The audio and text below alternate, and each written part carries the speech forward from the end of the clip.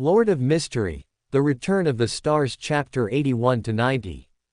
Wednesday, June 27th.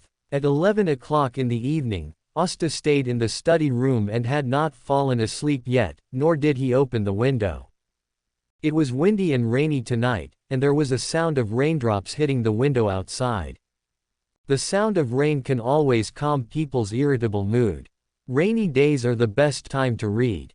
Reading at this time has a multiplier effect, because people's thoughts can easily enter the world in the book. The old professor who wrote this giant language is really amazing.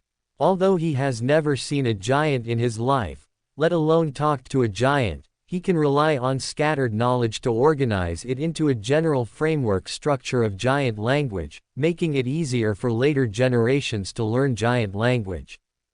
Hasta sighed and slowly turned another page. Bang, bang, bang. The sudden sound made Hasta alert instantly. He closed the book, picked up the sword in the staff beside him, and stared at the window. Mr. A came to visit the window again.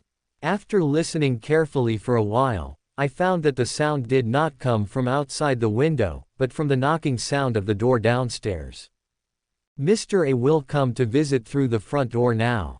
Hasta put the sword in the cane back into the cane, tightened it, thought about it, and decided to go downstairs to take a look. He left the study with the cane in his hand, and just as he walked down the stairs, he saw Marich staggering from the gate with torn clothes and blood all over his body. Something happened. Hasta hurried forward and supported Marich, who was already seriously injured. What happened? We were discovered by them. Hurry up and help Sharon. She is at the junction of the North District and the East District. Marich spoke very quickly, and his expression was even more excited, not caring about his serious injury at all. You rest here first, I will go to help Sharon. Hasta asked Marich to calm down, and then asked Butler Neil, who was standing by, to take care of Marich, and asked him to invite a doctor to treat Marich's injuries. After arranging everything, Hasta got on the carriage and asked the coachman to rush to the place Marich said in the heavy rain. Marich looked at the direction Hasta left, and finally breathed a sigh of relief. He couldn't help but think of what happened tonight. After Baranka, known as the Curse King, used his extraordinary ability to conduct a large-scale search tonight, none of the extraordinary people in the alien path, such as him and Sharon, could escape the search. Soon, a Sequence 4 demigod noticed their group of trapped fish. In order to cover the others to leave first, he and Sharon stayed behind to cover the others. He was not strong enough and was soon seriously injured. I'll stop him, you leave here quickly. You are not his opponent alone, I'll help you. You are already seriously injured, staying here will only drag me down. Leave quickly, maybe you can ask Hasta for help. Okay. You must hold on. Thinking of what just happened, Marich's heart was trembling. It was hard for him to imagine how Sharon could escape from the siege of a Sequence 4 and 2 Sequence 6. So he placed his last bet on Hasta. As he got to know Hasta better, he felt that Hasta was not simple, and maybe he could really rescue Sharon. On the carriage, Hasta took advantage of the moment when the carriage arrived at Sharon's location to think about how he could help Sharon. The opponent was a Sequence 4 demigod, and in a head-on confrontation, the role he could play was similar to that of Marich. One more person was not enough to change the situation. If he wanted to help Sharon, he needed to find a way to invite outside help. The Church of the Seven Gods was the best choice. Just before arriving at Sharon's location, he would pass by the Holy Wind Church, and then he could turn to the Holy Wind Church first, and then help Sharon. However, what reason should he use to invite the extraordinary people of the Holy Wind Church?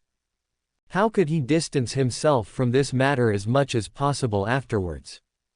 And how could he ensure that the extraordinary people of the Holy Wind Church would not attack Sharon? Time passed quickly as he was thinking, and the coachman dutifully drove the carriage to the outside of the Holy Wind Church. Hasta took the big black umbrella from the carriage, got off and walked towards the Holy Wind Church. Walking through the muddy and flooded road, Hasta came to the gate of the Holy Wind Church, which was still brightly lit. It did not choose to close the gate because it was a rainy night. Hasta's arrival quickly attracted the attention of the people left behind in the Holy Wind Church. When Hasta revealed his identity, a bishop with gray hair and loose golden beard came over. "I am seriously concerned about the security issues in Backland." Hasta's first words stunned the bishop. This man came to the Holy Wind Church in the middle of the night just to say this. "My friend is being hunted down under the gaze of the storm." Hasta's tone was gentle, but the words he said made the bishop's heart jump.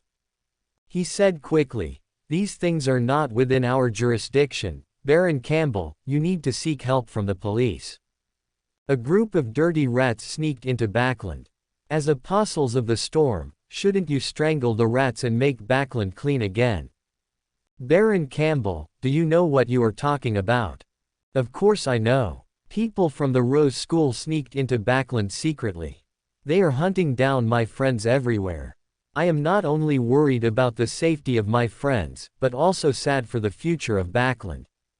Before the bishop could speak, Hasta continued, "You allowed those rats to wreak havoc in Backland. It is no longer worthy of people's hope." The bishop's face darkened and he said solemnly, "Any words that slander the gods will be punished by the storm.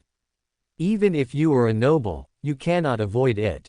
Hasta sneered and said, "A friend of mine was seriously injured by people from the Rose School of Thought. He came from the East District to the West District to seek my help, but you are just waiting here. You seriously lack understanding of the situation. It is you who are here. The place of blasphemy in our hearts. Who's after your friend?" Sequence 4, a demigod. The bishop's expression suddenly changed. A Sequence 4 heretic was wreaking havoc everywhere in Backland, but they were not aware of it. This is absolutely dereliction of duty. They betrayed the trust placed in them by the gods. I came here because I firmly believe that the majesty and bravery of the storm are enough to cleanse all dust.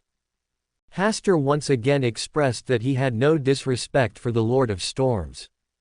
He had thought about many plans on the carriage just now, but in the end he felt that it would be better to tell the truth directly, as it would be easier to move reinforcements from Holy Wind Church, and it would have the least impact afterwards. As a noble, isn't it normal to meet several extraordinary people? Although Sharon and Marich belong to the Rose School of Thought, as long as no one investigates them further, they are just like ordinary extraordinary people. Moreover, the Rose School has been divided into two factions, and the senior leaders of the Church of the Seven Gods who truly understand these situations will not do anything to Sharon and the others. At most, the information about Sharon and Marich is recorded in the file, and the freedom is slightly restricted. As long as they don't do evil, it doesn't matter. Compared to Sharon's safety, this disadvantage is nothing. Soon, the bishop hurriedly went to report, and then walked back quickly, saying that the storm would severely punish any rats who dared to wreak havoc in Backland. Hasta expressed his gratitude to the Lord of Storms and promised to donate 500 gold pounds. After hearing the words of donating 500 gold pounds, the bishop's face improved significantly. After settling these matters, Hasta returned to the carriage and headed to where Sharon might be. The demigods from the Holy Wind Church are dispatched. As long as they block the demigod from the Rose School, Sharon will have a greater chance of escaping. The carriage arrived near the area Marich mentioned, but no trace of Sharon was seen, and Hasta did not sense any Beyonders fighting nearby. He thought for a moment and asked the coachman to circle back and forth around the large area nearby. If Sharon did escape, she would most likely go into hiding. It is difficult for him to find her, but she can easily find him. After probably 3 or 4 large circles, Sharon's weak voice sounded in Hasta's ears. Turn left, you will see a candy house, then go right, there is a third alley on the left. After hearing this, Hasta ordered the coachman to move forward. He opened the curtain, faced to the left, turned twice, and when he reached the third alley, he asked the coachman to stop the carriage. He got out of the car with a cane in one hand and an umbrella in the other. It rained heavily tonight, and the rain washed away the trash cans in the alley, giving off an unpleasant and pungent smell. Fortunately, there was rain cover, so the smell was bearable. Hasta walked into the alley and saw Sharon at a corner ahead. At this moment, her face was pale, her small black soft hat was blown away, her whole body was soaked by the rain, and her long pale gold hair tied in a bun was hanging down, making her even more fragile. Hasta took 2 steps at a trot, using his umbrella to cover the rain falling from the sky. "You're here." Sharon smiled reluctantly. "Well, come on, it's not safe here." Hasta came closer and motioned for Sharon to put her hand on his arm. Sharon shook her head, no need to bother. As she spoke, she took out a palm-sized mirror and placed it in the palm of Hasta's hand, just protect it. Then, in Hasta's slightly shocked eyes, the whole person melted into the mirror like a wisp of light smoke. Sharon was in the mirror, holding the hem of her skirt with both hands, and gave a slight bow. Even though her face turned pale and she was severely injured, there was still nothing to criticize about this etiquette. "Don't worry, you are safe." Hasta whispered and put the mirror into the inner pocket of his coat. The pocket watch that was originally placed inside was taken out and hung on the handle of the umbrella. Hasta glanced at the still rainy night sky, left along the original road, got on his horse and returned to the West District. No malicious prying is allowed here. Inside the carriage, Hasta faced the carriage and formulated the next rule. Although Sharon was hiding in the mirror at the moment, it didn't mean she was safe. People from the Rose School may still be looking for Sharon, and he needs to make some preparations in advance. It's safer to make a rule first and leave another rule in case you need it. In the mirror, at such a close distance, Sharon could vaguely notice that the surrounding space seemed to be covered with a layer of golden light of rules, making people unable to help but obey. Make rules. Isn't he a Sequence 8 barbarian? Sharon just thought about it for a moment and knew that Hasta had many secrets, but she did not disturb him. Everyone has their own secrets. Respecting other people's secrets is also respecting yourself. This is a little knowledge that you need to remember when walking in an extraordinary world. As the carriage rumbled forward, Hasta clenched his cane and looked wary. He could feel that there were malicious eyes looking at this place, but the eyes just glanced past and did not stay here for too long. But after waiting for a while, that gaze glanced over again, and then moved away again. Hasta sighed in his heart. On such a rainy night, it was indeed very suspicious for a carriage to appear here for no reason. Even if he has made a rule against peeping, a person's normal judgment will turn his gaze here. I hope I can get away with it. The carriage traveled a certain distance, and that gaze came over again. At this time, the carriage stopped suddenly, and the carriage driver outside said, "Sir, you have to be careful. On a rainy night like this, it is easy for me to drive over you with the carriage." "Sir, what do you want to do?" snapped. The carriage driver seemed to have been slapped and did not dare to say anything anymore. The carriage shook slightly. Then, the carriage door curtain was lifted, and the lights hanging on the top of the carriage gave off a dim light, illuminating the appearance of the visitor. His face is pale and bloodless, his temperament is sinister, and his eyes reveal a fierce light. Apart from the difference in appearance, he feels similar to Marich in other aspects. This should also be a Sequence 6 living corpse. If it really comes to a fight, their side is 2 against 1 and has a great chance of winning. But this can easily attract that Sequence 4 demigod, and the risk factor is too high. Hasta gathered his thoughts and said, "Sir, if my carriage hit you just now, I am willing to apologize for it and compensate you for some losses." The man didn't speak. He looked around all the places in the carriage with his eyes. After searching probably 3 or 4 times, he looked at Hasta. Did you just see a woman wearing a black palace dress? Sir, are you kidding? On a rainy night like this, except for an unlucky person like me, where else would anyone go out, especially a beautifully dressed woman? The man leaned in and said coldly, did you really not meet a suspicious woman just now? Sir, I was in a hurry to go home, and I didn't even close the carriage curtain. How could I meet other people?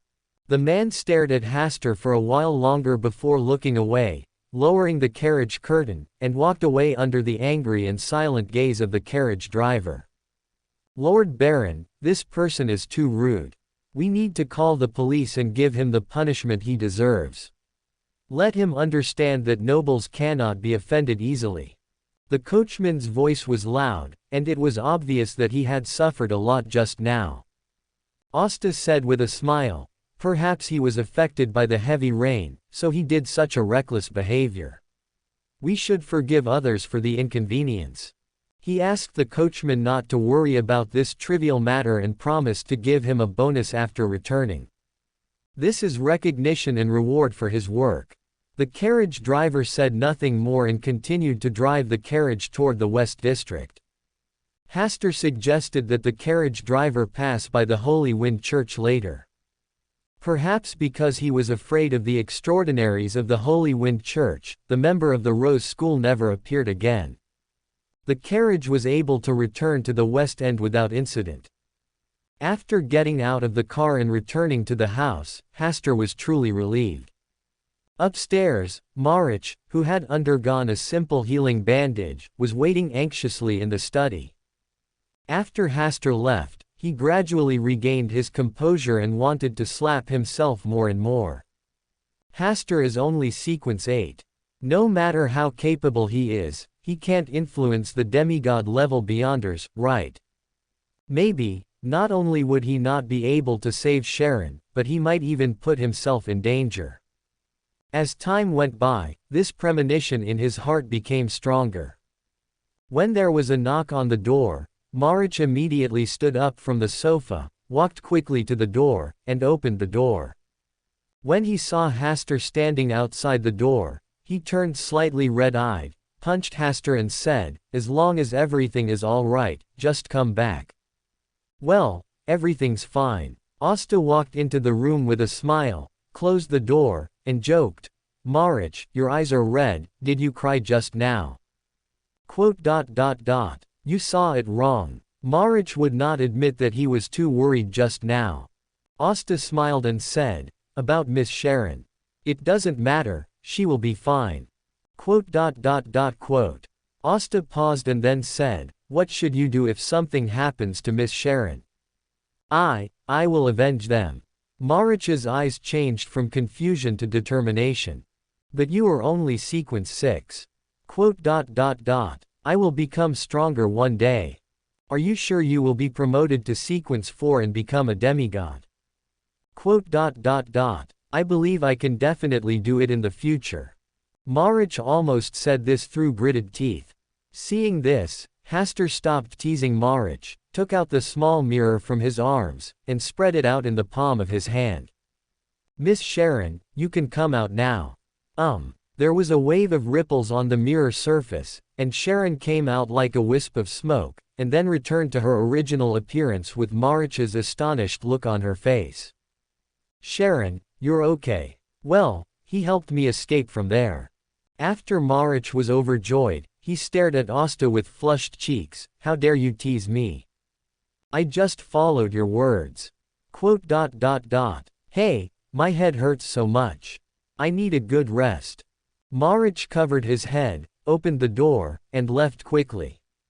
He really couldn't stand the playful glances from Hasta and Sharon. Sharon said with a slight smile, if you tease him like this, be careful of getting beaten up by him later. It's okay. Marich is a very generous person and won't keep such a small thing in mind. That's not certain. Didn't you hide and make no sound just now? I didn't hear what you said. Hasta looked at Sharon and felt that Sharon was in a good mood tonight. Sharon suppressed her smile, looked at the hem of her skirt soaked by sewage and rain, frowned slightly and said, "Do you have a change of clothes here? Can I wear a maid outfit?" Sharon was stunned for a while, then finally turned sideways and nodded slightly. This was not because Hasta wanted to tease Sharon, but what he was wearing here matched Sharon's outfit, and indeed only the maid outfit was left. "I'll have someone bring it to you right now." Hasta stood up and left the room, asking a maid to fetch a maid outfit that she had not yet worn. He glanced at it and saw it was a classic black and white model. After delivering the maid uniform to Sharon, Hasta introduced the bathroom here to her, and dispersed the nearby maids to prevent them from disturbing her. To solve Sharon's little trouble, Hasta smelled his own smell. It did have a bit of a peculiar smell, and his hair was also wet. After saying hello to Marich, he also went to the bathroom to take a bath. When Hasta came out of the bathroom and came to the study, Marich was the only one there, and Sharon was nowhere to be seen. May have left early. Hasta felt a pity that he had not seen Sharon put on the maid uniform. Marich, who had been waiting for a long time, couldn't wait to ask, "How did you save Sharon from a demigod?" "Of course I have to use my wisdom. I don't have the strength to compete with a demigod." Hasta told him how he went to the Holy Wind Church to seek help, and how he contacted Sharon and avoided the member of the Rose School. Marich listened silently, and finally sighed, "You must be very good at using the power of wisdom. I am weak, so I can only rely on my wisdom. I also want to push through it all the way." Marich thought for a moment and said worriedly, "Will Holy Wind Church come to trouble you? Interrogations should be inevitable. Don't worry about anything else. I am still a baron no matter what. As long as I don't commit treason and commit any bad deeds, the church can't do anything to me. The kingdom of Lotm has always been very active in protecting the nobles. Even the church cannot easily break the rules that have been established." Furthermore, he also helped the Holy Wind Church point out the traces of a Rose School demigod. As long as he is caught, it will be a political achievement. It should be able to offset the merits and demerits, right? After chatting for a while, Hasta asked Marich to rest early. Now, it's already past 4 o'clock in the night. After Marich left, Hasta was also about to leave. He came to the door, thought for a while, and then walked to the mirror. He probed, "Miss Sharon, are you still here? Or have you left?"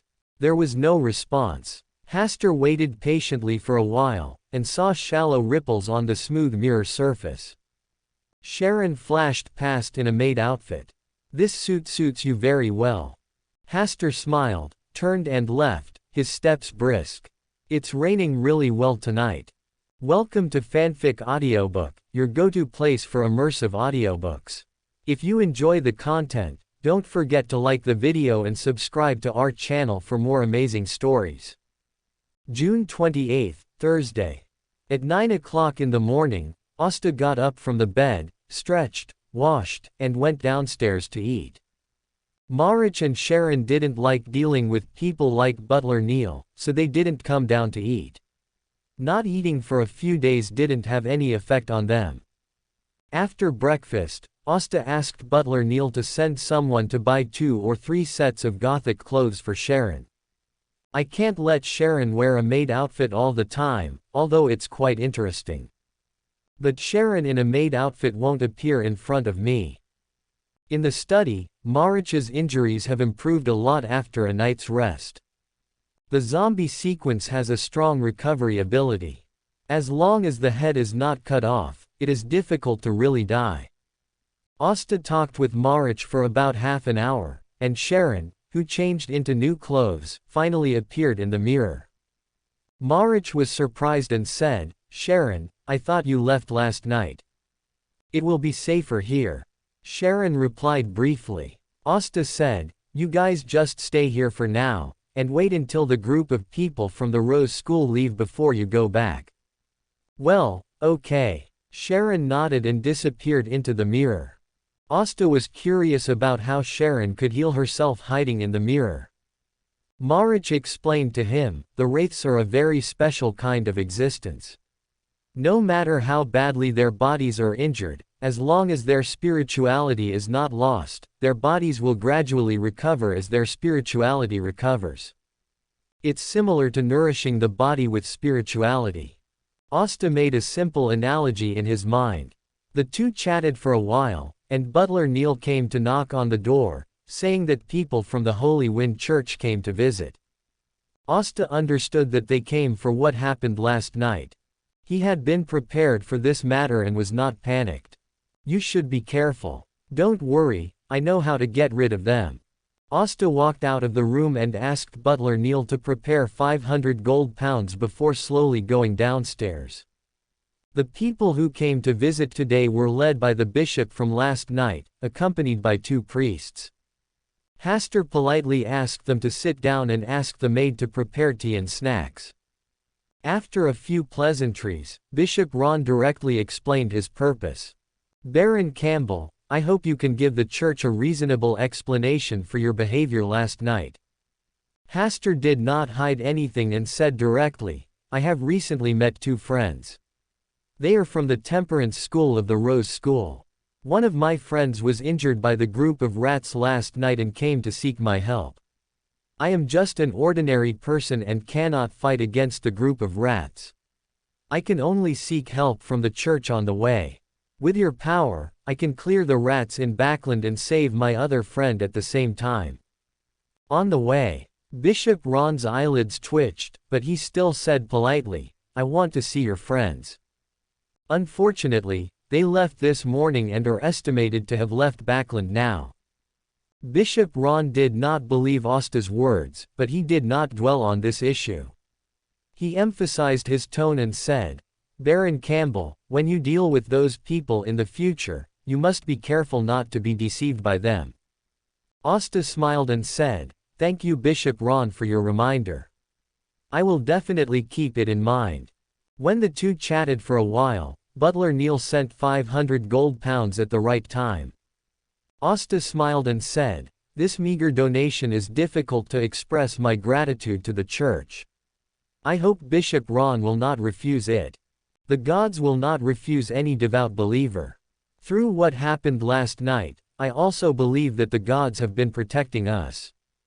Asta's respectful tone made Bishop Ron very useful. Yes, the gods are everywhere, and he is always watching us.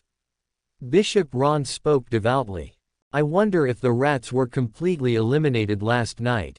Under the majesty of the storm, they were scared and ran away. Praise the storm. Asta understood that the battle last night was not very fierce, but more of a statement of the attitude of the Holy Wind Church. Before leaving, Bishop Ron gave Asta a few more instructions before leaving with 500 gold pounds. As for what happened last night, it has been covered in one stroke. That's 500 gold pounds. Asta felt a little distressed. The last time he and Marich rescued Earl Richard, each of them only received 1,000 gold pounds.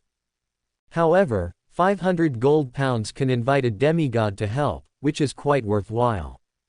If it weren't for the demigod of the Holy Wind Church who took action last night, Sharon would never have been able to leave safely. Asta sat in the hall for a long time again, until he finished 2 cups of Marquis black tea and confirmed that no one from the Holy Wind Church was watching here. He got up and went upstairs. In the study, Marich and Sharon found it a little incredible to see Asta come back so soon. Did you just send the people from the Holy Wind Church away? You haven't done anything wrong, and I'm a baron after all. They're just here for routine work. Asta thought, Bishop Roan came so soon, could he be urging me to fulfill my promise to donate 500 gold pounds last night? In Roan, nobles enjoy privileges. Marich was quite emotional. Asta corrected him, no matter which country, nobles are a group of people who enjoy privileges. Marich was silent. Sharon appeared in the mirror and asked about the performance of Holy Wind Church last night. No one was caught, but the other party didn't dare to show up blatantly again. The Holy Wind Church only dispatched one demigod, and its intimidating power was far greater than a real battle. Sharon nodded, hesitated and said, "There seems to be some incongruity on the third floor here." Hasta was silent for a while, then said with a smile, "Ignore it, just pretend it doesn't exist." Before he figured it out, he didn't want to go to the third floor and come into contact with the so-called things involving fate. God knows whether this change is good or bad. For him now, everything is gradually going on the right track. There is really no need to take risks unless it is really necessary and there is no choice. What's the trouble? Marich's expression became serious. You should be fine if you ignore it. After Hasta finished speaking, he looked at Sharon and told her not to explore the issues on the third floor out of curiosity. What exactly is there on the third floor? Asta's performance made Marich more and more curious. Sharon said calmly, "There is no way to avoid it after all. If we don't deal with it, it may cause even greater trouble. You may be right to worry, but I'm planning to move recently." Hasta smiled and revealed that he was about to move to Queens. Marich was very envious of this. The Queens district was the area where the real Loan nobles lived. If they lived there, no one from the Rose School would dare to cause trouble at will. Seeing that Hasta had left the topic on the third floor undisturbed, Sharon did not continue to ask further questions. But she had a feeling that Hasta would definitely go to the third floor in the future, as if this was his inevitable fate. Destiny, even if she was about to be promoted to a high level, it would be difficult to understand the word destiny. Even her teacher probably did not expect that the Rose School would become like this. "Relax, you should believe in my luck." Seeing that Sharon seemed still worried about the third floor issue, Hasta smiled and offered some guidance. "He is the darling of fate, the exception of fate, and the wise man of fate." Sharon stared at Hasta for a while, nodded, and disappeared from the mirror. At night, several decorative lanterns were hung on the balcony. Asta sat here drinking some fruit wine, tasting delicious food, and looking towards Tingen. Today is June 28th, which is also the birthday of Klein. He still has a good impression of this future Mr. Fool and fellow countryman. He didn't mind providing some help to the early Klein in rewriting the tragedy of Tingen. After all the gifts given by fate have their prices secretly marked. No matter how many gifts he gives, Mr. Fool will return as much kindness in the future. As for how to guide and help Klein, he already had a preliminary idea, and now he was just waiting for Miss Audrey to come to his door. Hasta raised his wine glass, pointed it towards Tingen, and whispered, "This glass of wine is for your birth, the future Mr. Fool." Tingen. In mid-air, above the black velvet curtain, a crimson full moon hung high, shining peacefully. Under the crimson light, inside an ordinary house, Joe Mingrui was covering his head, gradually getting used to the severe pain coming from deep inside his head. After he calmed down and accepted the memory, he looked at a notebook on the desk. On the yellowed paper, it was written in Hermes, "Everyone will die, including me." A few days later, because the extraordinary battle some time ago had too great an impact, recently, the Church of the Goddess of Night, the Church of Storms, and the Church of Steam have joined forces to investigate Backland. People from the Rose School of Thought basically left Backland first to avoid the limelight. After Sharon and Marich learned the news, they chose to leave. Hasta felt it was a pity. Sharon would guide him in learning giant language during these few days, which benefited him a lot. "Get ready to move." Hasta asked butler Neil to go down and prepare first. 2 days ago, the house in Queens had been completely decorated and ready for move-in. Since Marich and Sharon were still hiding from the Rose School of Thought here, Hasta was not in a hurry to move. Now that the two of them have left, it's time to move. Don't touch the things on the third floor, seal them as much as possible. Hasta also gave a special warning to prevent the servants from taking the things on the third floor to their new home. It's better to leave that thing here. In the afternoon, butler Neil had arranged everything, and also hired many maids and workers at the new house in Queens. The main items carried during this move were basically Asta's personal belongings. For example, he collected several drawers of pocket watches, walking sticks, clothes, books, etc. 3rd Street, Kings Avenue, Queens. The new house faces the street, is a single-family house, and covers an area about twice as much as the original house. The decoration style tends to be light and luxurious. There are all kinds of supplies inside, except for valuables such as collectibles that can show your identity. It is already perfect. Hasta went to the 2nd floor and chose the largest master bedroom. The 3rd floor was also uninhabited. The main reason is that he feels it is more dangerous to live on the top floor, while the 2nd floor in the middle is safer. It is also more suitable for escaping or jumping directly from the building. Asta asked the 2 newly recruited chefs to cook some new dishes and have a delicious meal. But he didn't eat too much because there was a banquet in the evening. It is similar to a banquet for moving into a new house. The invitations were sent to the guests as early as 2 days ago, mainly including Greco, Gray Lint, Audrey, Professor Wayne, Lecturer Fullen, Manager Harley and other familiar people. There are also several neighbors living nearby, such as Viscount Wade and his wife, Earl Richard and others. Hasta also did not expect that Earl Richard would still be his neighbor. At night, about 7:30, Professor Wayne and Lecturer Foran arrived first, followed by the neighbors, and then Manager Harley, Gray Lint and others also arrived one by one.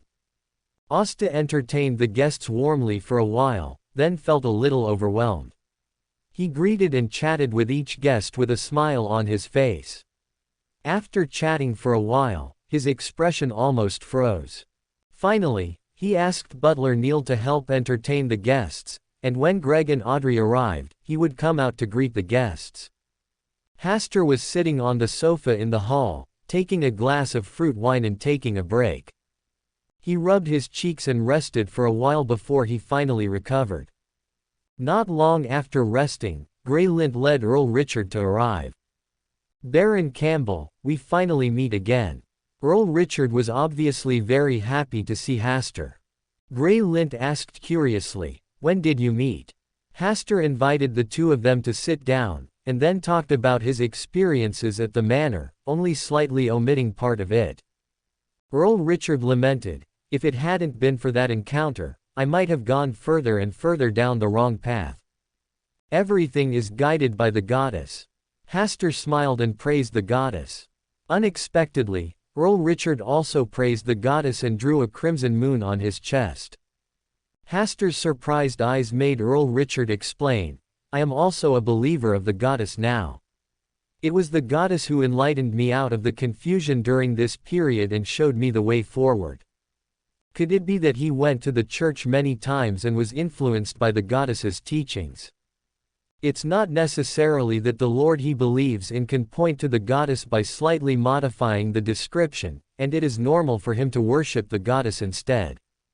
Hasta thought for a moment and did not take this matter to heart.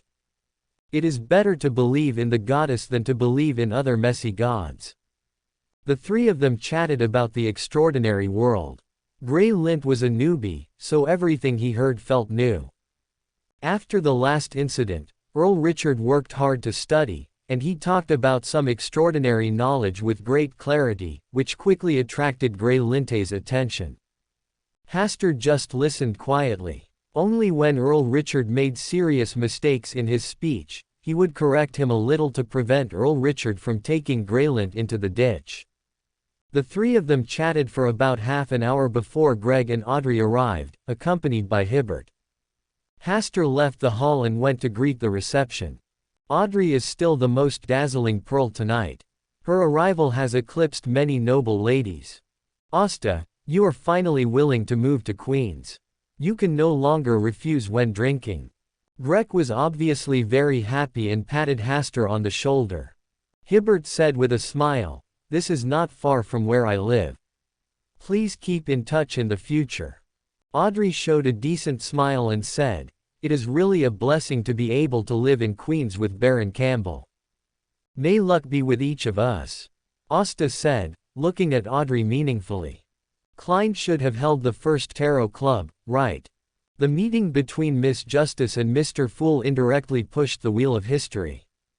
After a few pleasantries, Audrey, who didn't like too much noise, also entered the hall and joined the conversation between Grallant and Earl Richard. She just listened quietly, showing that she was curious about everything. Grallant, who was more familiar with Audrey, suddenly found that Audrey seemed a little different tonight.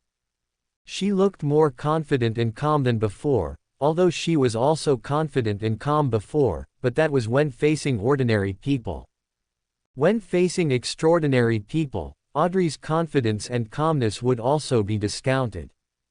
But tonight, when Audrey listened to extraordinary knowledge, the mentality she showed was like she was already an extraordinary person. But she was obviously not an extraordinary person yet. Did Audrey experience something during this period of time? Audrey naturally noticed Grallant's curiosity and confusion, but she still kept a decent smile and didn't want to explain Grallant's confusion. These days, she did encounter her own adventures, Audrey's fantasy adventure story. June 29th was originally an ordinary day, but it became the beginning of Audrey's, no, Miss Justice's adventure story. She remembered that she was in the bedroom at that time, sitting in front of the dressing table, stroking the bronze mirror with ancient patterns and cracks on the surface on the table. According to her father, Earl Hall, this mirror was a treasure of the Black Emperor of the ancient Solomon Empire and an extraordinary item. So she was using it as a magical mirror to pray and do various shameful tests. Well, how to test? This is not the point. The point is that the bronze mirror placed on the table suddenly burst into a deep red light, which enveloped her in an instant, and then took her to a gray fog. There, she met Mr. Fool and Mr. Hanged Man. She was panicked when she first came to the gray fog, but she managed to stay calm so as not to let others see her panic and fear. Mr. Fool is a very capable mysterious being. His thought caused a huge change in the gray fog in front of him. A magnificent and majestic giant king's palace, like the legendary one, stood in front of him in an instant. Under the huge dome, there was a long bronze table with 10 chairs on each side and 2 in front and back, a total of 22 chairs. Mr. Fool sat at the first seat, and she and Mr. Hanged Man sat in the 2 seats closest to the top. At this time, her curiosity overcame her fear, and everything here was mysterious and extraordinary in her eyes. This was even more mysterious than the extraordinary world that Grallant and the others talked about. In this occasion, she didn't dare to speak first, and it was Mr. Hanged Man who broke the silence first. He should be an extraordinary person with rich experience and knowledge of mysticism. Mr. Hanged Man talked about a lot of valuable extraordinary knowledge, and she listened very carefully at first. But after listening for a while, she felt that this knowledge was very familiar. In the past exchanges with Mr. Hastur, he introduced a lot of relevant extraordinary knowledge, and he talked more in detail than Mr. Hanged Man, and it was easier to understand. As a well-educated noble, she would not do the impolite behavior of interrupting others. After listening for a while, she secretly looked at Mr. Fool. I don't know if it was her illusion, Mr. Fool seemed to be listening very seriously. This discovery made her feel ashamed. Even a mysterious existence like Mr. Fool could show a serious listening appearance when facing Mr. Hanged Man's narration. Instead, she looked around and was not serious at all. She quickly adjusted her mentality and pretended to listen seriously.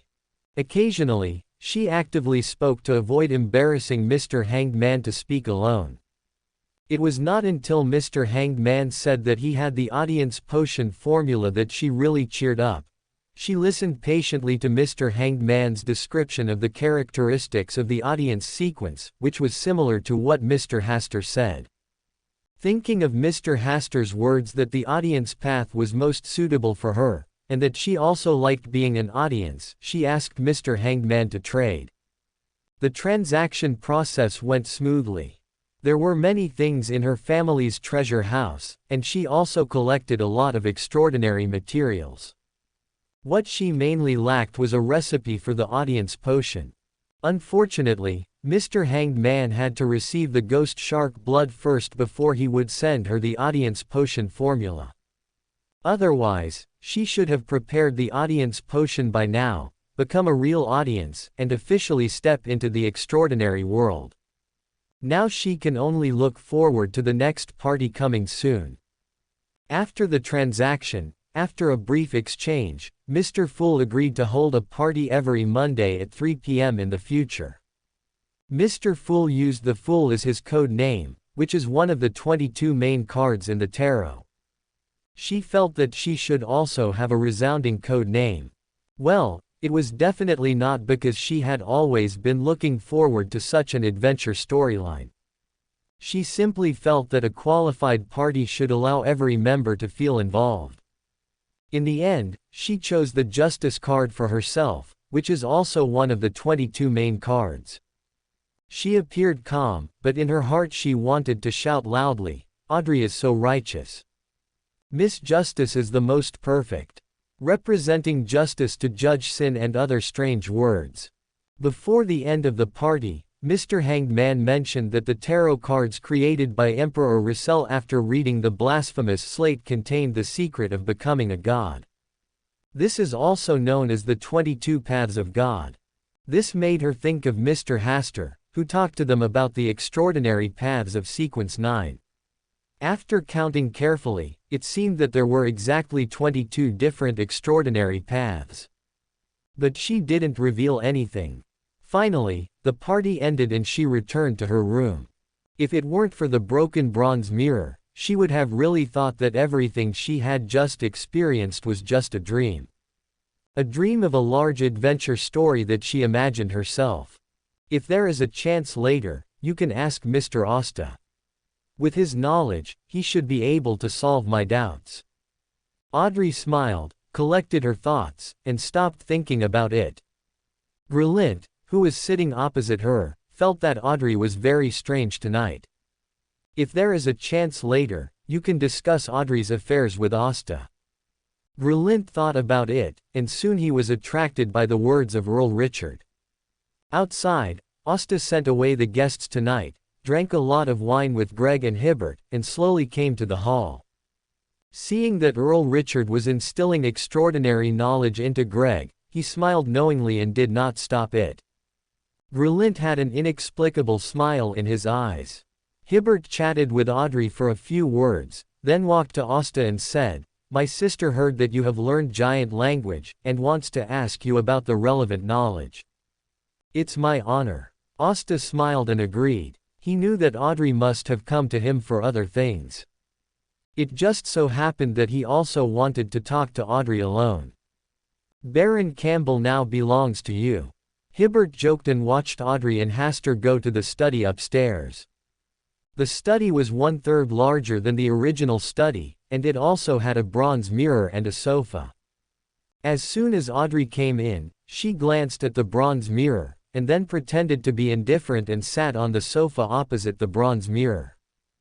Hastur sat in front of the desk, and he chuckled and said, "Miss Audrey, do you know anything about giant language?" "That is the language used by the giants in the legend." "That is not a legend, but a real existence. Because it really existed, it was recorded and passed down to future generations." "Hastur, have you ever seen a giant?" "No. They live in the Giant King's court." Audrey smiled and said, "Then why can Mr. Hastur be sure that giants really exist?" "Because the extraordinary world has everything." Audrey pondered for a while before saying, "Does the extraordinary world really have everything?" This is just a relative concept, and it is not a real concept. It does not mean that the extraordinary world really contains everything. Quote, "Is there any extraordinary item that can teleport people to a mysterious and unknown place in an instant?" Asta looked at Audrey meaningfully and said with a smile, "Yes, and there are quite a few. For example, do you know the path that Ms. Furs is in? Apprentice. Well, when this extraordinary path reaches a higher sequence, you can have the ability to roam the world." What a convenient extraordinary ability, it's amazing. Audrey's eyes sparkled, showing great interest in this extraordinary ability. If she had known that the apprentice path was so powerful, she might have chosen to become an apprentice in advance. Of course, she also likes to be a spectator. For example, there is a book, and there is a world in the book. When you enter the book, it is equivalent to entering a new world. Anything else? Facing Audrey's eager eyes, it is difficult to say no, but knowing too much knowledge is not a good thing for Audrey now. Of course, when you become a high-sequence being, you will naturally know the existence of these things. Is it difficult to become a high-sequence person? Audrey didn't have much idea about this issue. It's very difficult for some people, and they will never be able to advance in their lifetime. For some people, as long as they have enough luck, they can easily become a high-sequence being. Oh, all right. Audrey was very satisfied with this answer. She always felt that she was very lucky. If she was not lucky enough, she would not have met Mr. Hasta and Mr. Fool. They are all friendly people who are happy to help others. Asta smiled and said nothing. Audrey was indeed very lucky. If you are not the protagonist of this era, it is impossible to become a member of the Tarot Society. It is indeed not difficult for her to break through the high sequence. Because her end is an angel. I heard from Grey Lint that Mr. Hasta likes to collect the manuscripts left by Emperor Russell. Audrey remembered what the Hanged Man mentioned about Emperor Russell creating tarot cards, which contained 22 extraordinary paths. Emperor Russell changed a lot of things. His knowledge and wisdom transcended the limitations of that era. It was as if he was someone who had returned to the past from the future. It is hard not to admire him.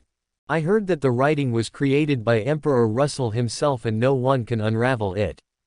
Is Mr. Hasta also aiming for this? That's right. Asta didn't finish his words. Audrey laughed. I really hope Mr. Hasta can decipher this kind of writing. Don't have too much hope. This kind of writing is very difficult and mysterious. Only those ancient beings can decipher it. Ancient existence. Audrey keenly captured the key words. Mr. Fool is mysterious and powerful, like a fog, visible but difficult to understand deeply. Is he an ancient existence? Like the palace of the King's Court of Giants, the mysterious gathering method. The more Audrey thought about it, the more she felt that Mr. Fool was the legendary ancient existence. In the following time, Audrey asked about some extraordinary knowledge and talked freely for about half an hour. Audrey stood up and saluted slightly. Thank you Mr. Hasta for answering my questions tonight. It was an honor to speak with Miss Audrey. The two looked at each other and smiled, then walked out of the study and came to the lobby on the first floor. Hibbert looked as usual, but Audrey's personal maid, who had been guarding outside the study, looked at Hasta with a wary look. Baron Campbell's knowledge is like the ocean. Talking to him always benefits people a lot. Audrey came to Hibbert and praised her from the bottom of her heart. Grey Lint also said with emotion, Asta's knowledge is indeed extremely profound. Every time I communicate with him, I can feel my own ignorance. Hibbert said with a smile, Emperor Russell once said that knowledge is power. Only by constantly learning and accumulating knowledge can we discover our ignorance and climb to higher peaks. I just prefer reading some miscellaneous stories, so I appear to be more knowledgeable. Although Hasta sounds very useful, people still have to be humble. I guess Emperor Russell once said, humility makes people progress, and pride makes people fall behind. A few people chatted for a while, and Audrey left first, followed by Earl Richard who didn't want to stay up late. In the end, 4 people, Hasta, Greco, Hibbert, and Grey Lint, stayed. Oh, I knew you wanted to get me drunk tonight. Hasta sighed, asked someone to prepare some food, and then took out the wine that had been prepared. Greco smiled and said, I didn't enjoy my drinking last time, but this time I came prepared. Hibbert also looked at him with a smile. He was also a veteran of the wine industry. As soon as Greco invited him, he also came to test Hasta's drinking capacity. At the same time, he also wanted to see how Hasta would behave when he was drunk. Drinking words may not be true, but when you are drunk, you can tell at a glance how the drink tastes. Emperor Russell once said, the taste of wine reflects the character of a person. Having been in the wine shop for many years, he believed this sentence deeply. Glarant, who was standing on the edge, was a little nervous. Did he think he should leave early? Late at night, the Tussock River trickled through in the dark night, and on the bank, Sharon came again. She looked at the calm river with a calm expression, wondering what she was thinking about. After waiting for a few minutes, a pea vine drooped from the sky. Sharon stretched out her hand and landed above the clouds. She is still the same person, the mysterious queen. Her dress tonight is much more conservative than before, less personalized, and her elegance contains majesty. She looks more like a princess who has been in a high position for a long time. Just from a brief look, Sharon knew that the Queen of Mystery was in a bad mood tonight. If she was in a good mood, she wouldn't dress up like this. Little Sharon, your dress is not bad, but don't you like black clothes? Bernadette looked at Sharon in front of her with a smile. She still wore the small black hat, and the Gothic palace dress had a little more lively elements than before. Sharon did not answer the question, but said calmly, is this action of the Indulgence faction directed at you? Well, the evil one has also arrived.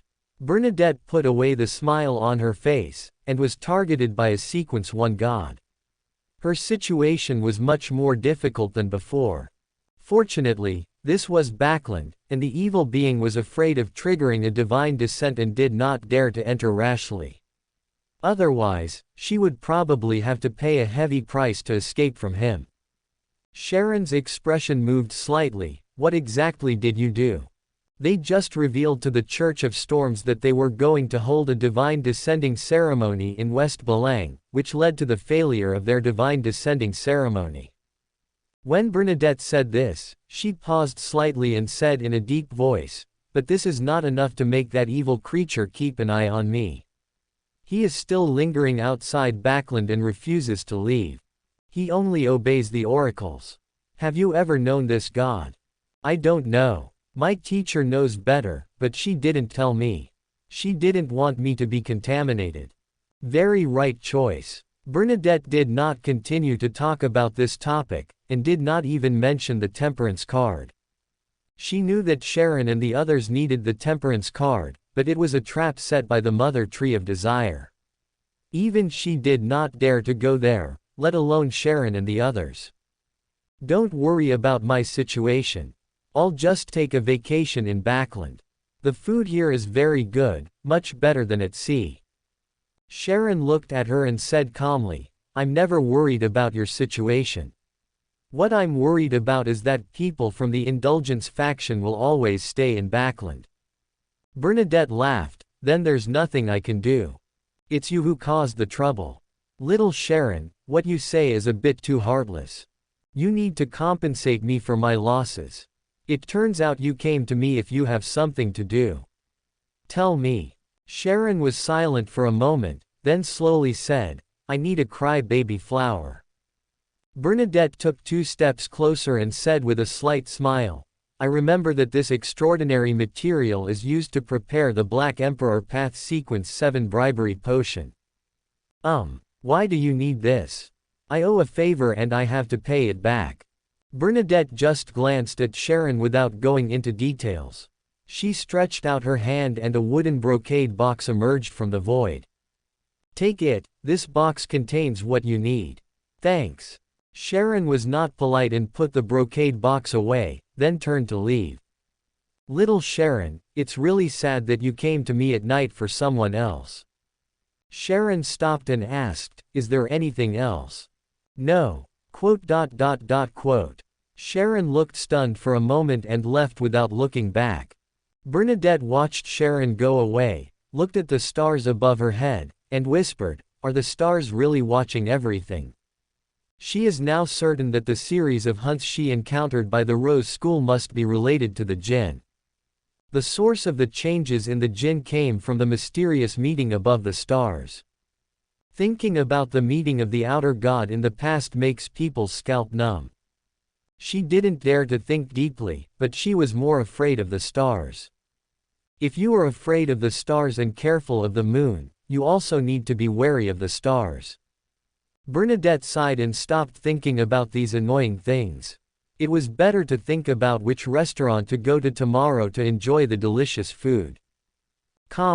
Headache. The dizziness is rising, and even my thoughts are starting to wander.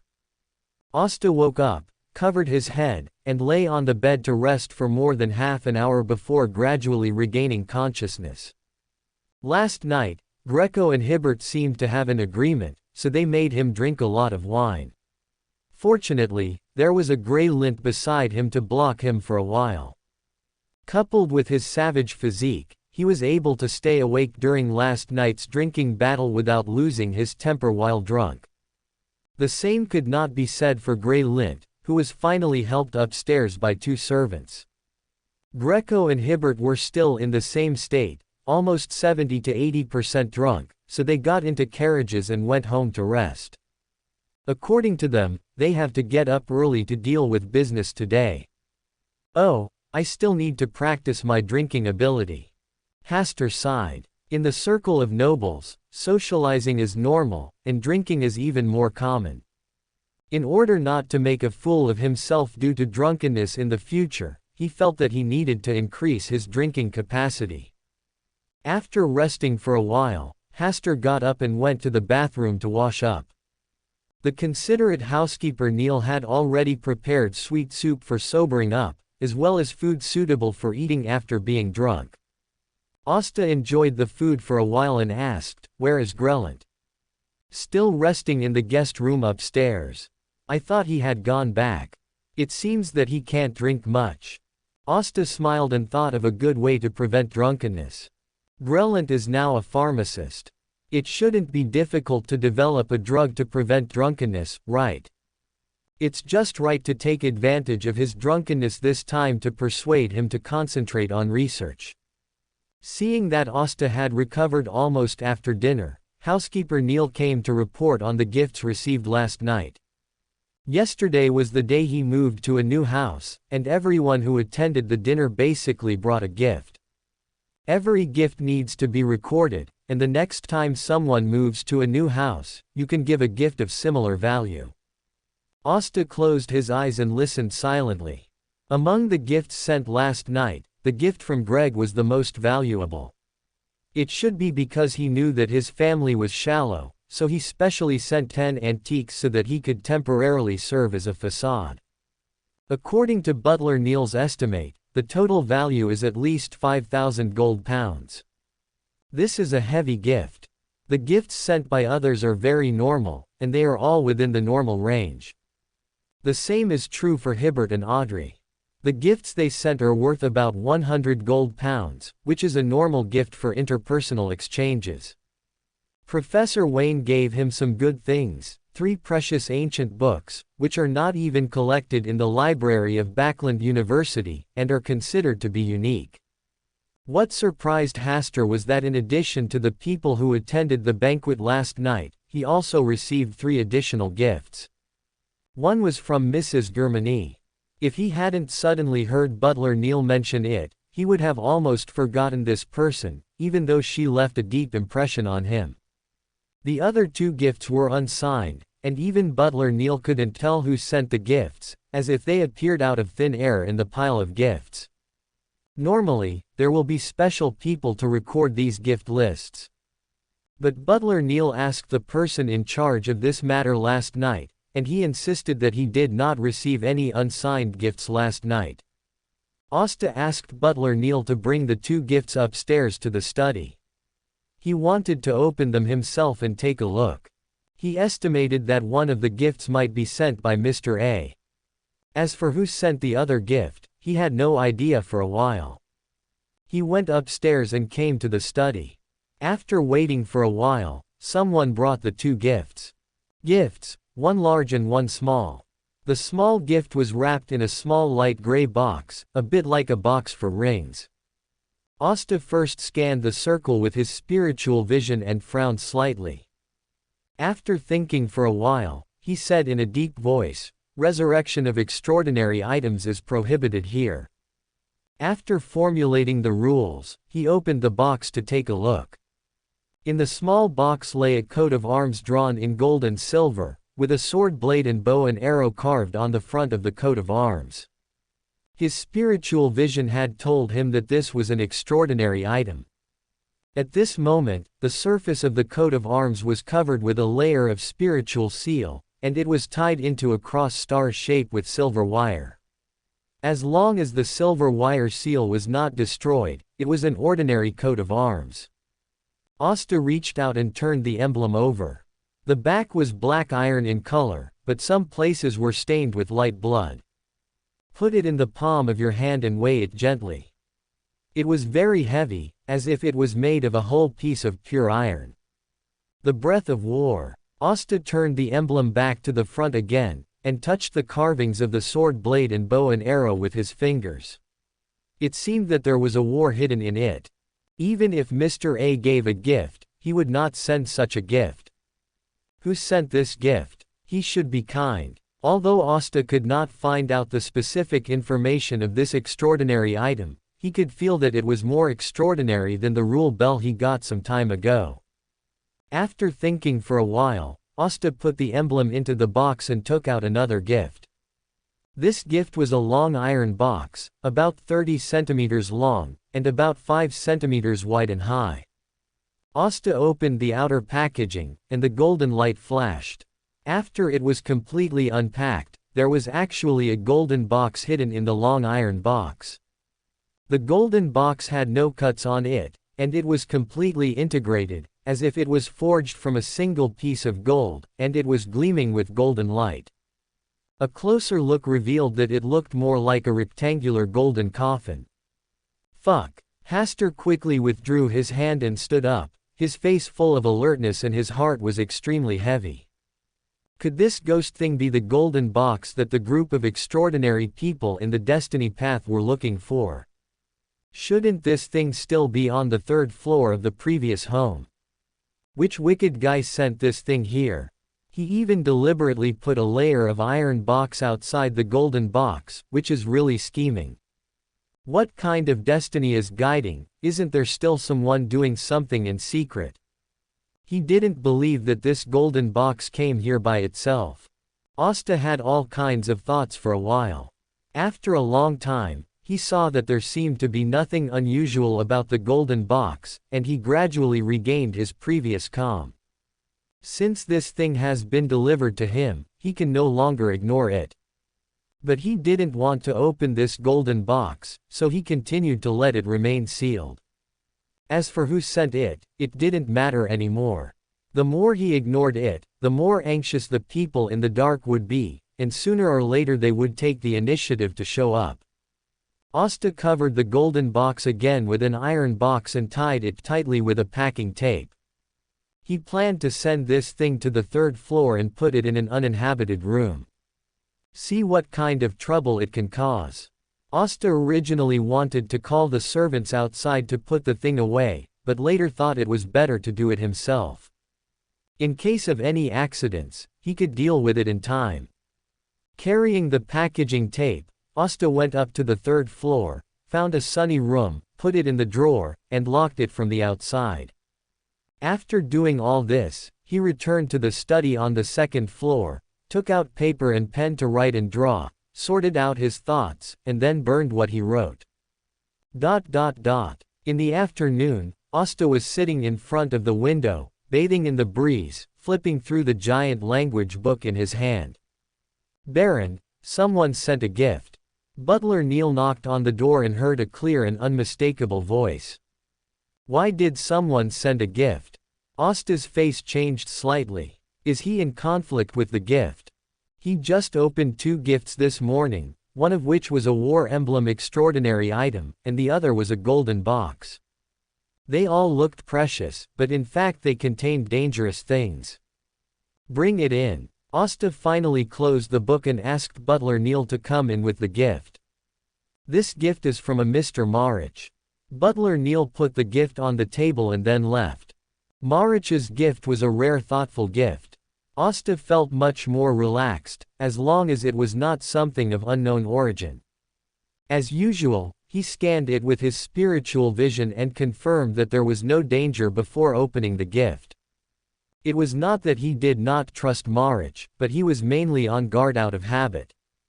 In the box lay a flower shaped like a baby, with roots like an umbilical cord, and a small red flower blooming in the pale yellow petals. It smelled of a fresh fragrance. Asta looked at it for a while before he was sure that this thing was the crying baby flower he had been looking for. This gift came just in time. Asta was very satisfied with the gift. He admired it for a while, then closed the box again, and then sealed it with spiritual power to avoid affecting the quality of the crying baby flower. After the joy, he felt something was wrong. He had already asked Marich to help find this thing, but he had never been able to find it. How could he find it at this time by chance, and it could just be a gift for him? Could this gift be prepared by Miss Sharon? She should be repaying him for helping her last time. The more Asta thought about it, the more he felt that this gift was prepared by Sharon. Only Sharon would be so considerate. Marich, this rough guy, would probably notify him as soon as he found this flower. Now, all the extraordinary materials for the Sequence 7 briber have been collected, and he just has to wait for himself to completely digest the barbarian potion. Asta was in a good mood, took out his pocket watch and looked at the time. It was almost 3 o'clock. It was just right to go out for afternoon tea. Maybe he could encounter something extra on the way, which would speed up the digestion of his barbarian potion. In order to avoid the small probability of meeting Bernadette, Asta deliberately avoided the Intis-style restaurant and went to taste the special snacks of Lindbergh.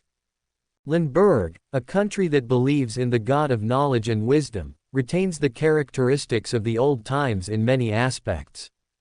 The same is true for food. Asta arrived in a carriage and walked briskly into this specialty restaurant. After ordering a few specialties and sipping sweet and sour drinks, Asta looked out the window and admired the passers-by.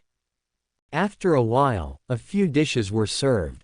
When Asta was about to retract his gaze, he suddenly found Huang Bebe. She had long chestnut hair, freely draped, wearing beige trousers and a pair of black leather boots. Her figure was very well proportioned. There were many people on the street, secretly looking at her figure, but no one dared to approach her, probably because of her strong aura. Asta pretended to be indifferent and retracted his gaze. His heartbeat accelerated. He took a deep breath and calmed down. He was not afraid of Bernadette, but he was a little guilty about the matter of the lamp god some time ago. First, he drew the lamp god late at night, which made Bernadette worried every night, and then he dragged the lamp god to a meeting with the Mother Tree of Desire, indirectly facilitating the transaction between the lamp god and the Mother Tree of Desire. It can be said that the reason why the evil spirit came to Backland to cause trouble this time was because of him. After all, she is the daughter of a fellow villager, and it seems not good to cheat her like this. Thinking of this, Hastur felt even more guilty. He had no choice but to focus on the food in front of him and no longer think about Bernadette. But by chance, Bernadette also walked into this restaurant and sat not far from him. When Bernadette glanced at her, Asta tensed up and continued to eat, pretending that nothing happened. Fortunately, Bernadette's eyes did not remain on him. Not far away, Bernadette was sipping a Lundborg-style drink. Although his eyes did not fall on Hastur, he kept looking at him from the corner of his eye. If her information was correct, it was Baron Campbell who saved Sharon that night. It is indeed not easy to prepare to be promoted to Sequence 7 Briber at such a young age. Looking at her appearance, she matches Sharon very well. She didn't mean to meet anything by chance today, she just happened to come out to taste delicious food and relax, and she happened to meet Baron Campbell. This has to be said to be a kind of fate. Fate, this kind of thing is really wonderful. Bernadette stood up and walked directly to the position opposite Hasta. Would you mind sitting together for a while? Hasta raised his head, showed a decent smile, and said with a smile, I don't think anyone will refuse such a request from a lady. I was shouting in my heart, I mind very much, quite a lot. You seem to know me. Bernadette's eyes were calm, but seemed to be able to penetrate everything. Hasta said calmly, I should be the one to say such words of conversation. You know Sharon well. Hasta nodded and said, Miss Sharon is very kind and lovely. It is my honor to get to know her. You tell me so frankly because you know that I have no ill intentions towards Sharon. Or all of you old hunters who have become spirits. Are you so good at cheating? Can't it be simpler? It's very tiring to keep fighting like this. Hasta cursed a few times, but still had a smile on his face. Miss Sharon has always been kind to others. Unless she is a crazy person, no one would be willing to hurt her. What if I'm from the Rose School? Bernadette's gaze was so compelling that it was difficult to look directly at her. Hasta said as calmly as possible, I prefer to believe that you are Miss Sharon's friend. Good judgment, but still a little too naive. Bernadette withdrew her intimidating gaze and made a light comment. Oh, you are all a bunch of old guys who have lived for who knows how many years. In front of you, don't I look naive? Huang Bebe, I will find an opportunity to return this comment to you in the future. Hasta has a lot of inner activities and said, simple mind is not a shortcoming. Maybe. Bernadette glanced at Hasta again and prepared to get up and leave. Before leaving, she said again, they are all Sharon's friends. It's up to you to treat me this time. Certainly. Hasta still maintained a kind and generous smile. Just as Hasta stood up to check out, another voice came to his ears. If he were a normal person, he would definitely ask for my name and confirm my identity, but you didn't, so you already know who I am. Grass. Huang Bebe, haven't you already left? Why are you still quietly observing in the dark? You are really free. Hasta's body was slightly stiff and he was cursing, but his face was not panic at all. I once saw a poster about a mysterious queen of the sea offering a huge reward. Good reaction. Bernadette reappeared from the darkness, and the people dining around her did not feel anything wrong. Because in their eyes, Bernadette had always been sitting on that chair and had never left. Does this mean that they want to continue chatting? After Hasta paid the bill, he walked back to his seat and faced Bernadette. He was now convinced that Bernadette was really free today, so she had the leisure to play hard to get with him. Speaking of which, her being trapped in Backland was also his masterpiece. Alas, what else can I do? I will continue to play with her. I should be of the same generation as Lao Huang, so she is my niece. Playing with my niece is like playing house. Hasta's mentality changed, and he regained his previous calmness and confidence. Since you know who I am, don't you think about reporting me and getting a considerable bounty? If I want to die, I should do this. You are not simple. This is the second time Bernadette said this, and Hasta can hear the different meanings contained in the two times. He asked curiously, is there anything strange about me? Bernadette looked at Hasta seriously for a while and said, Destiny, your destiny is very confusing and difficult to pry into. I always feel that I am a lucky person in destiny. Advance luck is often accompanied by danger. Advance. Knowing too much will disturb your original destiny. Bernadette did not continue to discuss this topic in depth. She finished the drink in her hand and disappeared like a phantom. Asta was in a complicated mood. He knew that Bernadette had a Wheel of Fortune card. With her strength and status, it is normal to be able to use the Wheel of Fortune card to glimpse the fluctuations of her destiny. Advance luck. Has any extraordinary person in the destiny path ever imposed luck on him? That should be the debt owed by the original owner, right? Could it be that I met Bernadette here today because of the law of aggregation of extraordinary characteristics? Bernadette has a Wheel of Fortune card, which can be regarded as a high sequence of the destiny path. Because of the formulation of the second rule, I am also related to the destiny path. According to this law, in the same way, high sequence items will intermittently and unconsciously attract medium and low sequence extraordinary people to its vicinity. This can indeed explain today's encounter. Alas, I just wanted to come out to taste delicious food and relax, but it made me feel more depressed.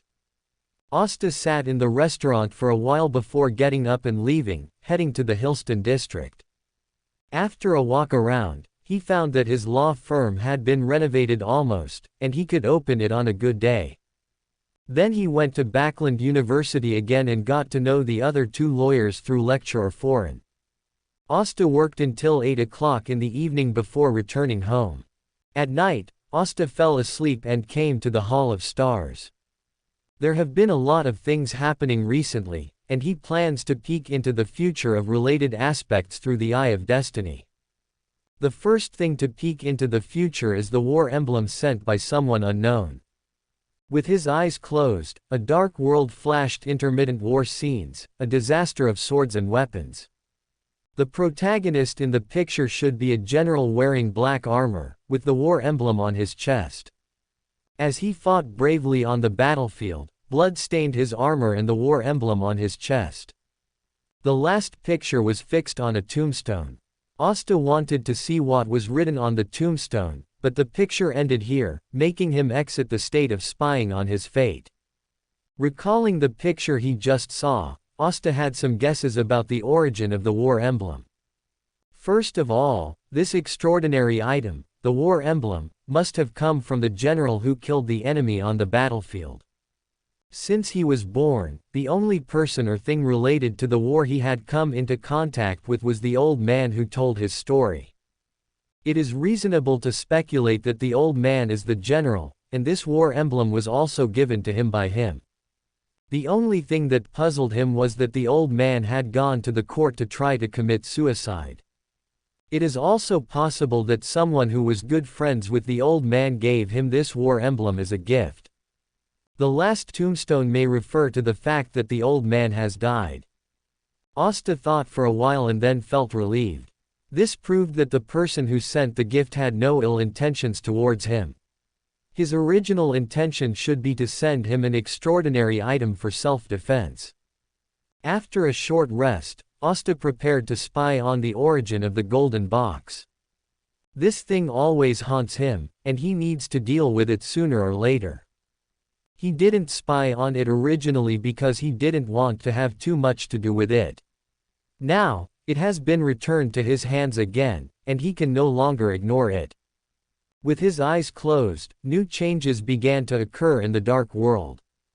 This time, he didn't spy on the war emblem in detail, and could only vaguely see a blurred picture.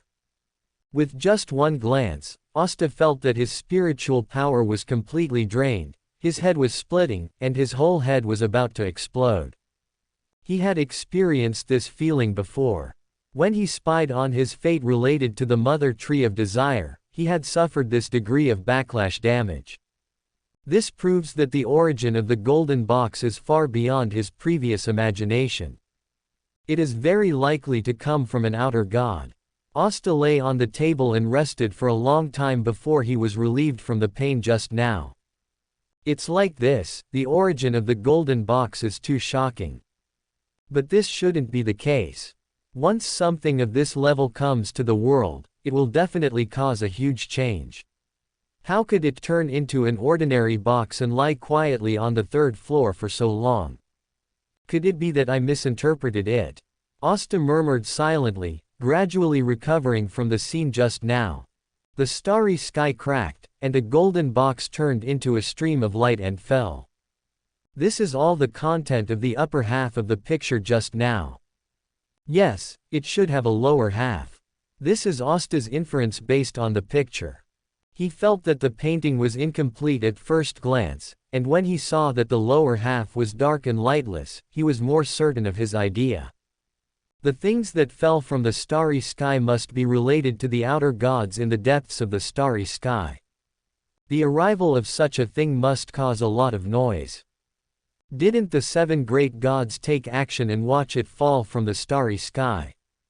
Or did the 7 gods already take action, but just failed to completely stop it? What terrible things are hidden in the golden box? Hasta thought seriously for a long time and felt that his thinking might be wrong from the beginning. The golden box fell from the starry sky, which does not mean that it looked like a golden box at the beginning. The golden box may be a seal, which is to completely seal the things inside.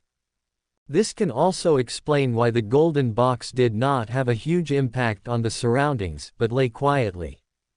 It can be explained, but it is not necessarily the correct truth. Things like peeping into fate are so elusive. With only half of the picture, it is difficult for him to restore the truth of everything. Only through constant assumptions and inferences can his guesses gradually approach the truth. Those who peeped into fate will eventually be subject to fate. Hasta's mood became a little heavy. He is now peeping into a corner of fate, and this peeping may put his future in greater trouble. However, this also made him more determined not to open the golden box.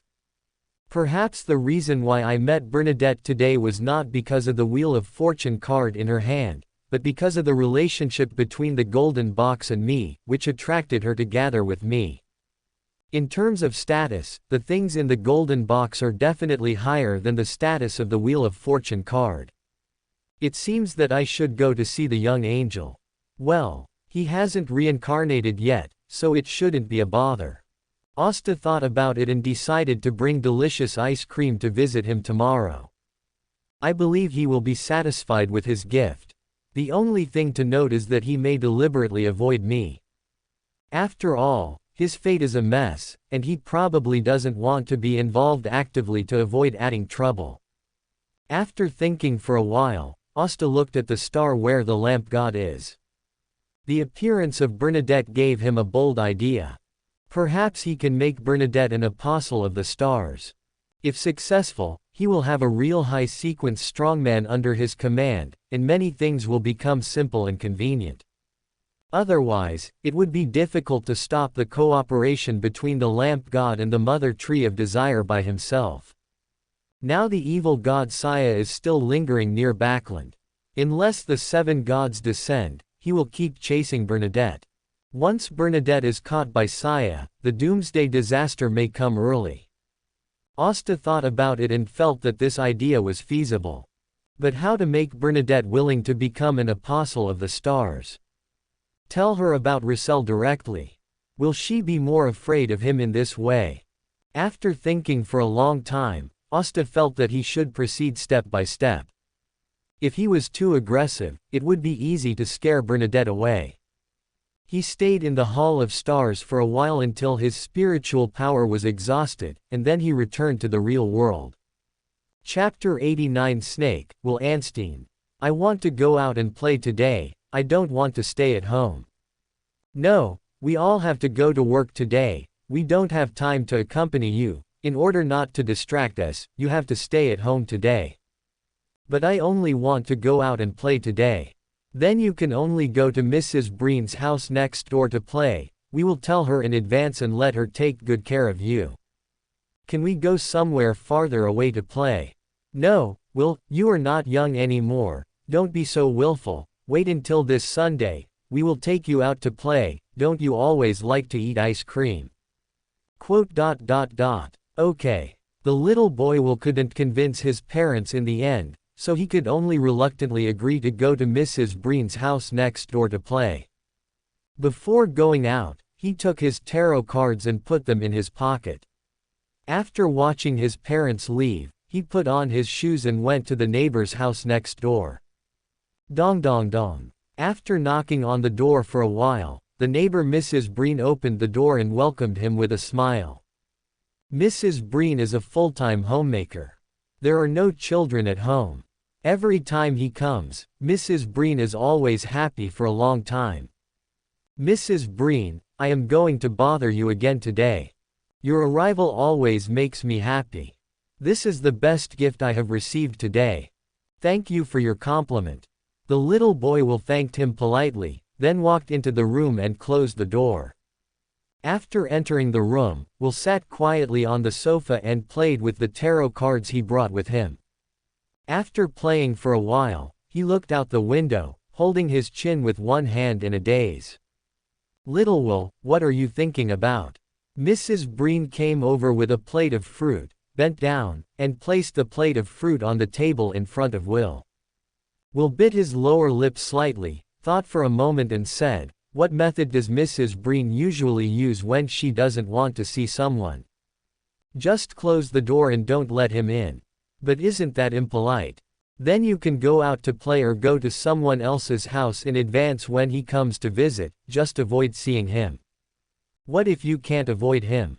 Then politely invite him to have a cup of tea, and then politely send him away after the tea.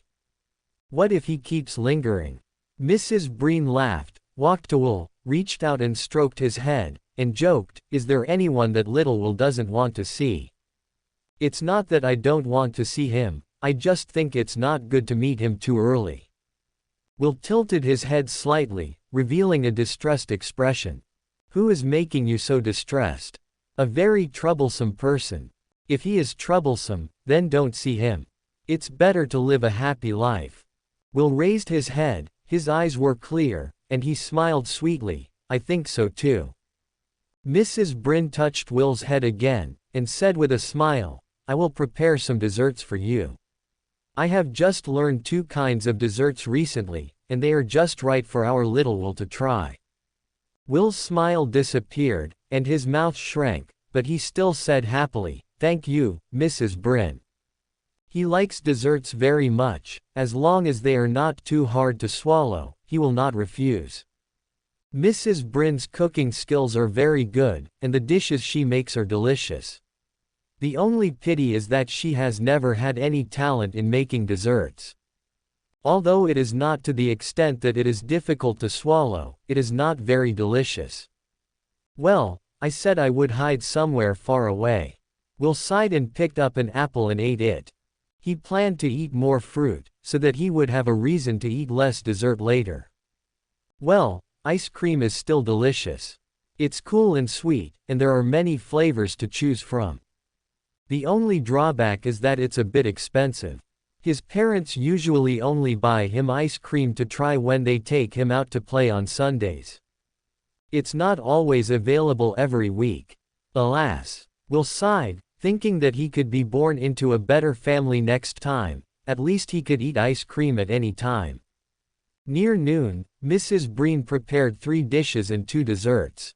She was very considerate and put both desserts in front of Will, and said that both desserts were for him and no one would snatch them from him. Will naturally thanked with a smile, and then scooped the dessert with a spoon. It was either too sweet or tasteless.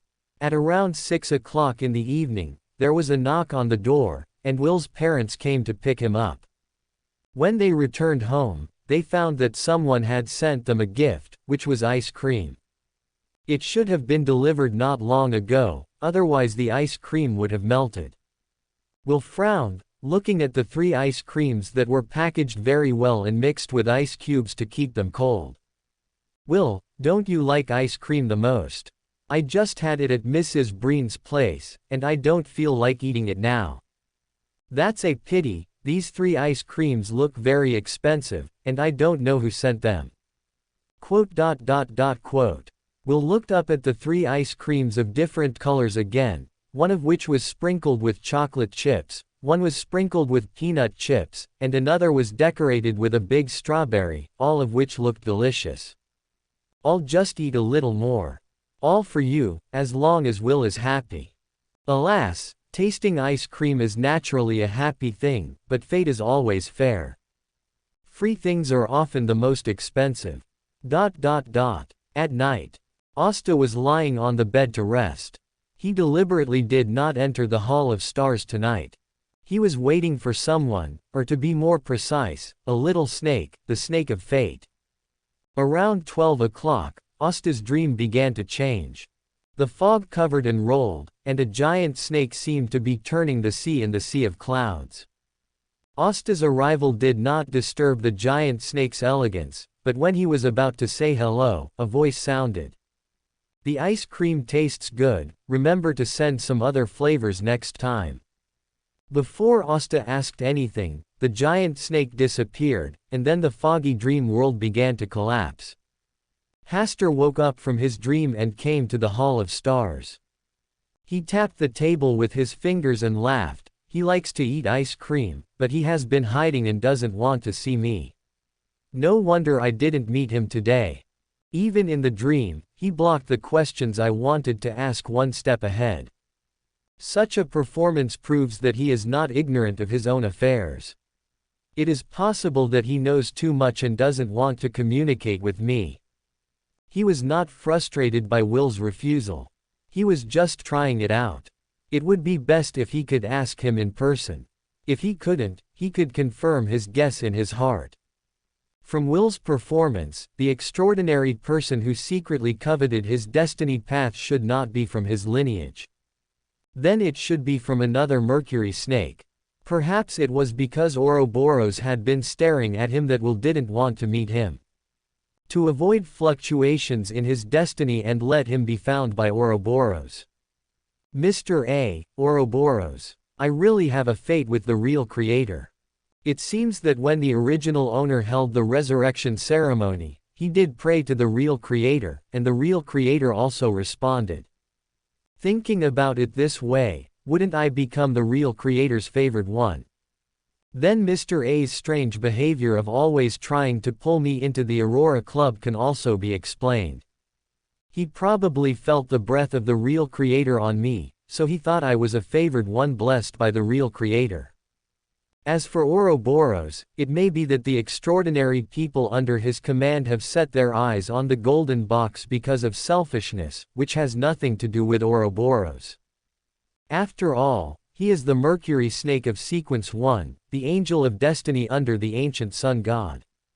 A favored one blessed by the real creator is not enough to be taken seriously by him, let alone secretly observed. Asta carefully sorted out his thoughts and deduced various possibilities. Finally, he recognized his guess that Mr. A was so good to him because of the blessing of the real creator. The extraordinary people in the secret destiny path have nothing to do with Ouroboros. This can also explain Will's behavior of not refusing his ice cream. If Ouroboros was really watching him secretly, then sending ice cream to Will would be an extremely dangerous thing. Will did not refuse, proving that Ouroboros was not paying attention to what was happening here. After solving a worrying problem, Hasta looked at the star where the djinn was again. He was ready to spy on his fate with Bernadette to see if she could become the apostle of the stars. Close your eyes, and a scene slowly emerges in the dark world. A starry sky sprinkled with the light of stars. Under the gaze of the stars, Bernadette was praying attentively. A little further away, a cage trapped a twisted and blurred wishing lamp. The name of the gluttonous snake is Will Osepton. I have always wanted to modify it, but it seems that I can't change it. Just look at this scene. Under the gaze of the stars, Bernadette seeks the help of the great master of the stars. The master of the stars casts a look at her, swings the chain of order, turns it into a cage, and imprisons the evil lamp god. Well, this is a very reasonable interpretation. Asta silently imagines this scene. Of course, there can be other interpretations, such as Bernadette is not yet an apostle of the stars, she is just seeking the help of the stars through some kind of ritual or communicating. The lamp god is not necessarily evil, but the power of the stars obscures his perception of the outside world, making him unable to detect what happened to Bernadette. But no matter what kind of interpretation, Bernadette will have a deep connection with himself in the future. This means that he may indeed develop Bernadette into an apostle of the stars. The future is developing in a good direction. As for how to guide Bernadette to become an apostle of the stars, he already has an idea in his mind, and he will be ready to try it when he pulls the lamp god to a meeting next time. Asta was in a good mood. He scanned the stars where the mother tree of desire and the fallen mother goddess were located. Everything was normal and nothing unusual happened. The most prosperous commercial center in the Hillston district. A new law firm officially opened today. Greg stood up for Asta, which made many nearby companies send opening gifts. Lecturer Foreign said with emotion, "This was my dream once." Asta smiled and said, "Don't you have a share in this dream now?" After thinking for a while, he has decided on the profit distribution method of this law firm. He took the majority, 51% alone, 49% for the others, 25% for Lecturer Foreign, and the remaining 24% was divided equally between the other two lawyers. This is the distribution method of total income. Each lawyer who participates in a case can directly obtain 60% of the commission, and the other 40% of the income is included in the total income of the law firm. At the end of the year, it will be distributed again according to the share of each person. As for the lawyers who joined later, they can only be normal workers. This was decided by Asta after combining the opinions of Greg and Lecturer Foreign. Greg thought about the possible expansion and investment in the future, so he asked Asta to occupy more than half of the share. Lecturer Foreign gave a relatively reasonable suggestion based on the law firm he opened. With Greg's help, this law firm will definitely have too many business orders in the future. As long as the lawyer is qualified, he can receive a large number of cases here. He even thinks that 60% commission is too much and should be reduced to about 40%, and the other 60% belongs to the law firm. After busying with the opening matters, more than 30 business orders were received today alone. This is because many companies sent it to the law firm to improve their performance for Greg's sake. At the same time, they are also testing the professional level of this law firm. If the level is strong, a large number of orders will be tilted here in the future. After all, this is a law firm founded by a baron himself, and a duke's heir acts as the backstage. In the future, when going to court to sue, as long as it is not obviously at a disadvantage, the judge will give this law firm a little face. Just this little tilt is enough to affect the outcome of a case. Asta asked Lecturer Foreign to coordinate all matters of the law firm, and he himself was a hands-off boss. When he was free, he would come to the law firm to pick a few cases of interest to practice. As for whether Lecturer Foreign could handle it, Asta was not worried at all. If it was too busy, Lecturer Foreign would recruit new lawyers to join. After finishing these things, Asta would inevitably invite Greg and the heads of some nearby companies to go out and get together in the evening. Hibbert also came to show his support, which made the law firm famous in the Hillston area on the first day of its opening. In the evening, Asta went home drunk. Sitting in the study, he drank a bowl of hangover sweet soup to rest for a while, and then went to the bathroom to wash up, and the whole person returned to normal. He has mastered many ways to refuse alcohol now, such as pretending to have a bloated stomach after drinking for a while, pretending to go to the bathroom but actually sneaking to a deserted place for a walk. When he has almost finished drinking, he should pretend that he is already drunk and act drunk, which can effectively refuse other people's toasts.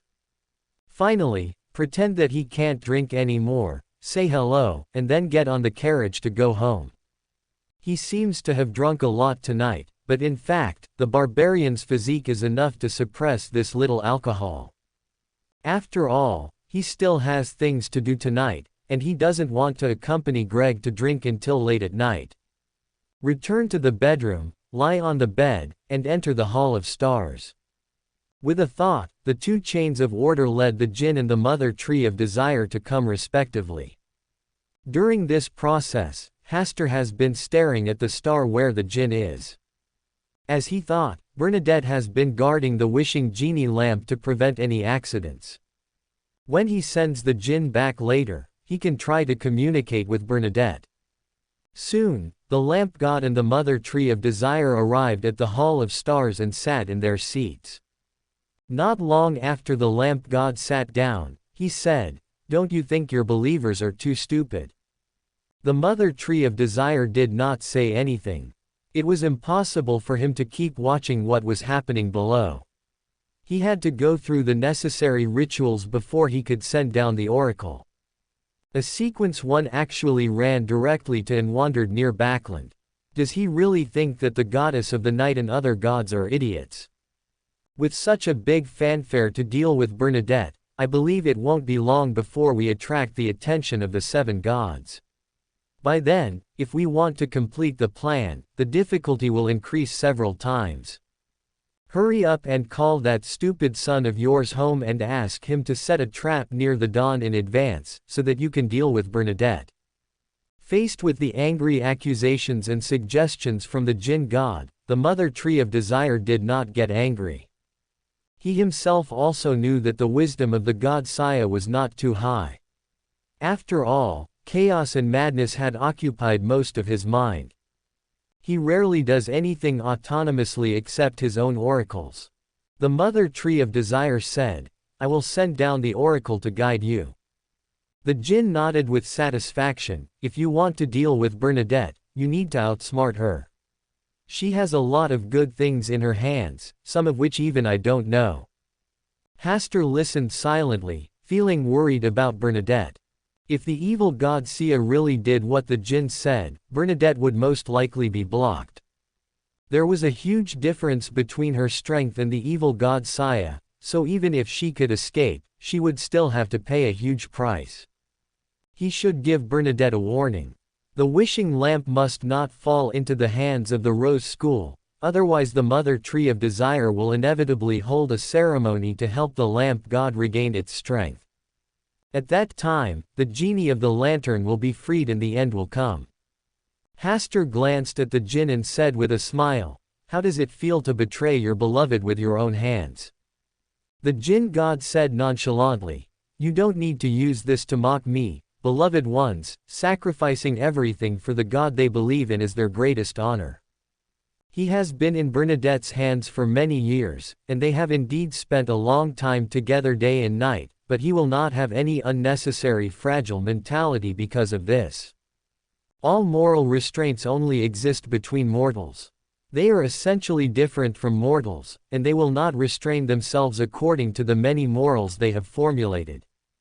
That's just ridiculous." The Jinn god thought for a moment and said, "If it were you, you would make the same choice as me.